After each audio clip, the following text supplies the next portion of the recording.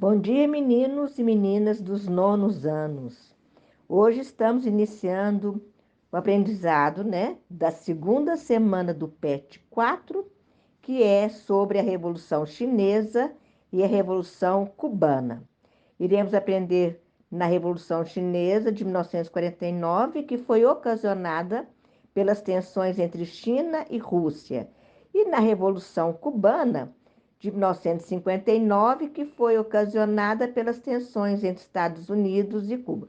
Vocês aprenderam na primeira semana do PET 4 sobre a Guerra Fria, sobre duas potências, Estados Unidos e União Soviética, que disputavam o domínio no planeta Terra. Os Estados Unidos com seus aliados na parte ocidental e a União das Repúblicas Socialistas Soviéticas, liderada pela Rússia, na parte oriental. Bom, nós vamos aprender que a Revolução Chinesa aconteceu entre 1949 e 1962 e foi um dos maiores acontecimentos históricos. A Revolução se deu por dois movimentos: a luta dos camponeses por terras e a luta do povo chinês pela independência nacional. Nós vamos saber, entender também, que a Revolução Chinesa aconteceu oficialmente em 1949, dando início às transformações responsáveis por fazer da China uma nação comunista. Isso aconteceu após longos anos de guerra civil, em que as forças comunistas de Mao Tse-tung lutaram contra as forças nacionalistas de Chiang Kai-shek. Com essa vitória, foi fundada a República Popular da China, porque os comunistas tiveram vitória, E fizeram as transformações e implementando o novo regime comunista. Nós vamos ver que no começo do século XX, a China era governada por uma monarquia. Era uma nação enfraquecida por conta da interferência estrangeira. O território chinês era ocupado por diferentes nações, como Inglaterra, França, o que motivou o surgimento de movimentos nacionalistas. Minha gente, movimentos nacionalistas são movimentos que o povo exacerba o amor pela pátria, E eles fazem de tudo pela pátria e para a pátria. Então, enquanto os nacionalistas lideravam esse combate contra a fragmentação territorial, outro grupo político despontava na China, que eram os comunistas. O fortalecimento do comunismo na China esteve diretamente relacionado ao sucesso da Revolução de 1917 na Rússia. O resultado do crescimento do comunismo foi o fortalecimento da classe do operariado, levando ao surgimento do Partido Comunista Chinês. Vocês sabem que a Rússia, em 1917, teve a Revolução Socialista, onde o operariado, o Conselho de Operariado, assumiu o poder na Rússia. E isso deu exemplo, para outro povo, que foi o povo chinês, Um dos fundadores do Partido Comunista era Mao Tse-tung. Agora, os nacionalistas eram comandados por Chiang Kai-shek, que começou a reprimir os comunistas, pois o Partido Comunista Chinês estava crescendo muito, sobretudo nas grandes cidades. Chiang Kai-shek, então, ordenou uma perseguição aos comunistas. E os comunistas, então, se refugiaram pelo interior da China, Essa fuga ficou conhecida como Longa Marcha nos anos de 1934 e 1935. A guerra civil entre nacionalistas e comunistas foi parcialmente interrompida em meados de 1930, porque os japoneses se tornaram uma grande ameaça para ambos. O Japão tinha interesses imperialistas na China desde o final do século XIX. Em 1931, os japoneses invadiram parte do território chinês. O evento ficou conhecido como Incidente Mukden. O território ocupado foi a Manchúria e em 1937 os japoneses declararam guerra contra a China.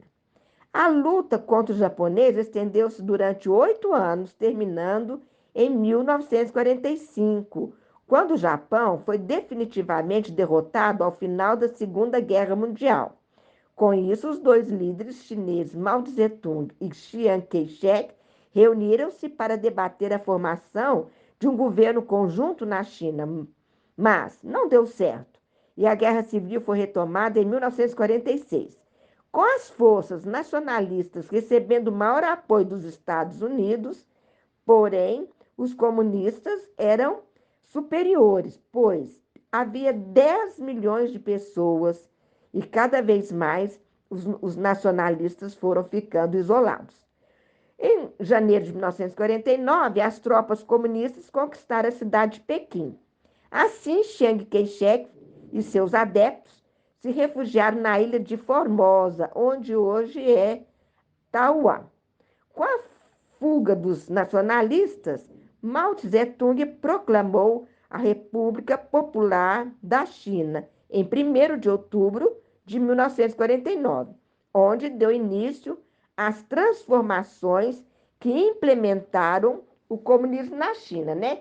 Ele era então um líder e que iniciou a reforma agrária, dividiu grandes propriedades entre os camponeses, as cooperativas substituíram as grandes propriedades. Apoiado pela União Soviética, os comunistas fizeram mudanças radicais na economia e cultura chinesas, aboliram o casamento, promoveram a emancipação da mulher, promoveram a igualdade entre os sexos, entre outras medidas de grande impacto e boa aceitação na sociedade chinesa.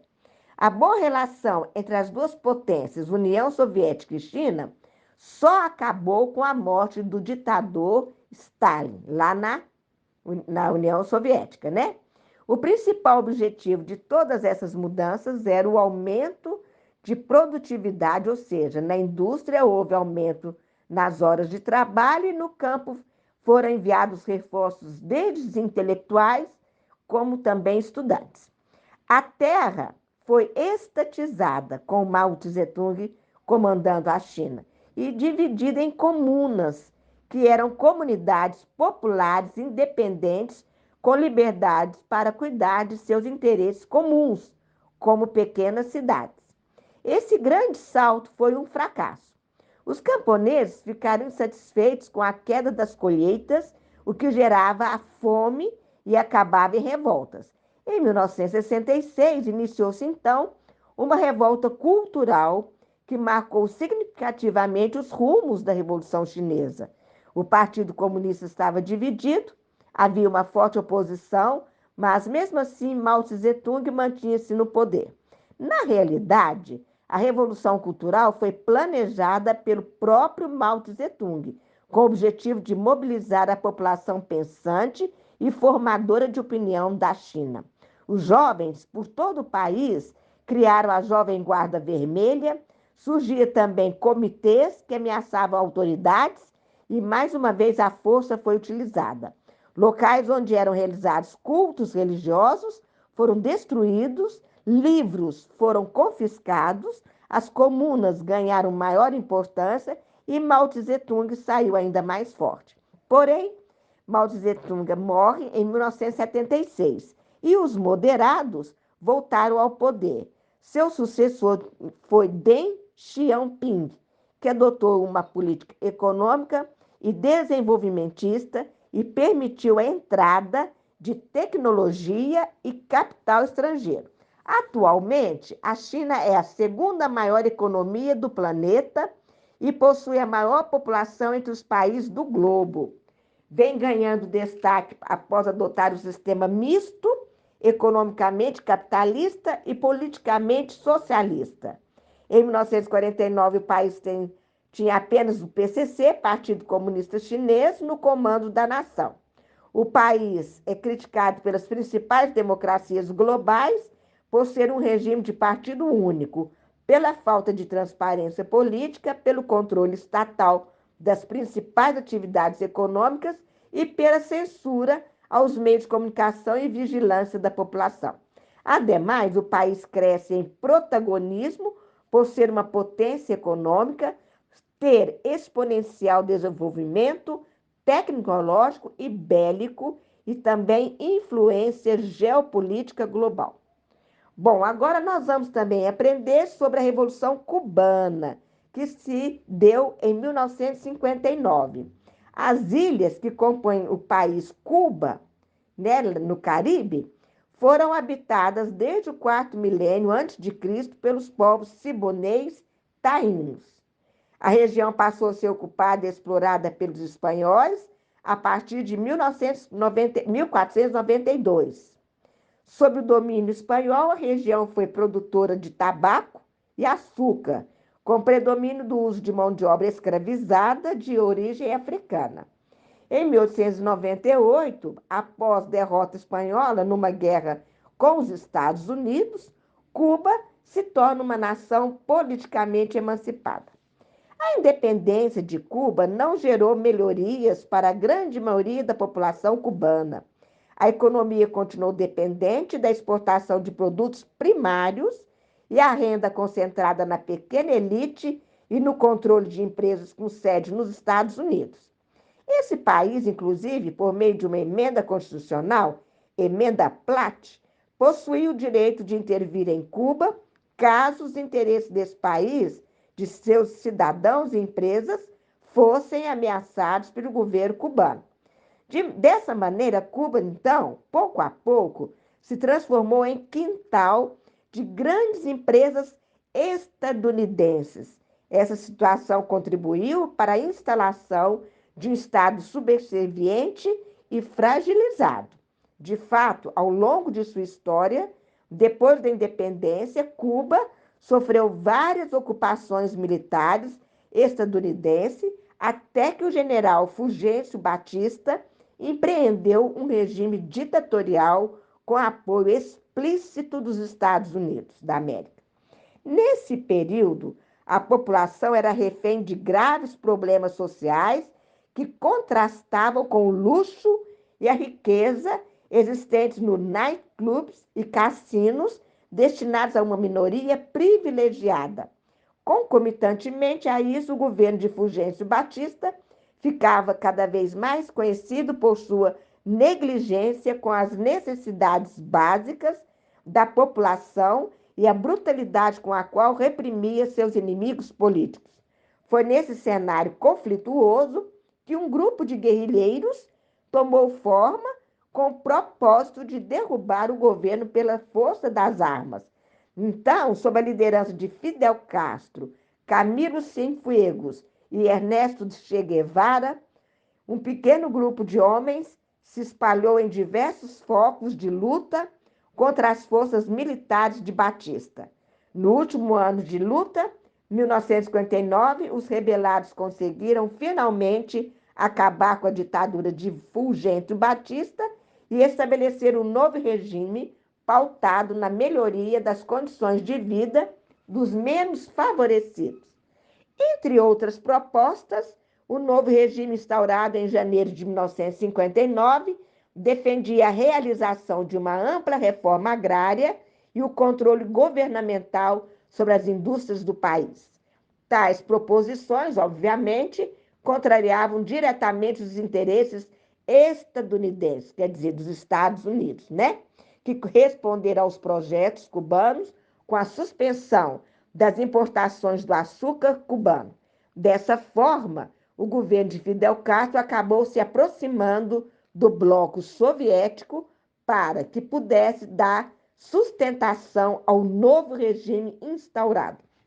A aproximação com o bloco socialista rendeu novas retaliações do vizinho Estados Unidos, sob o governo de John Kennedy, que rompeu relações diplomáticas com Cuba. A ação tomada no início de 1961 foi logo seguida por uma tentativa de contragolpe, no qual um grupo reacionário treinado pelos Estados Unidos tentou instalar sem sucesso uma guerra civil que ficou conhecida por invasão da Baía dos Porcos.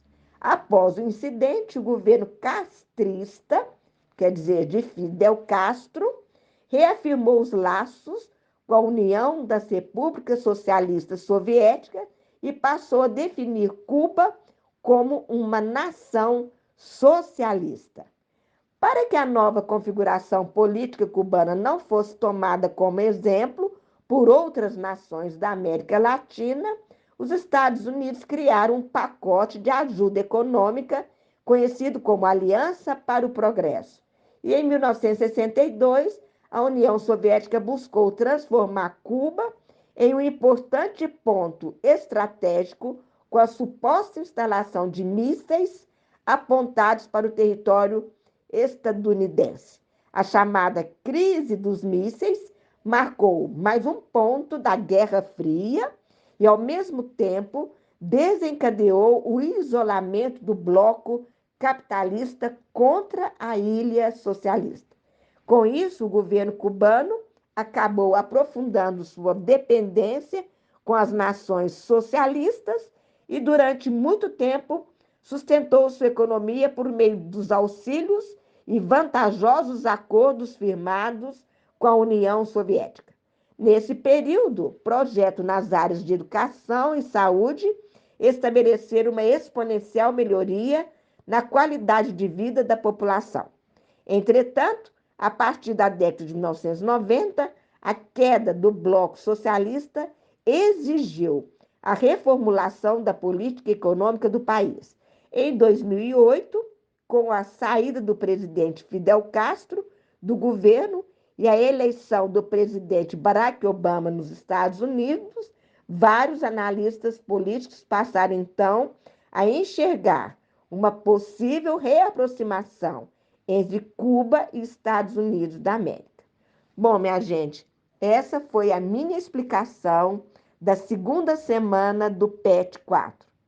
Espero que vocês tenham entendido para fazerem corretamente as atividades propostas nesta segunda semana do PET 4. Fiquem com Deus.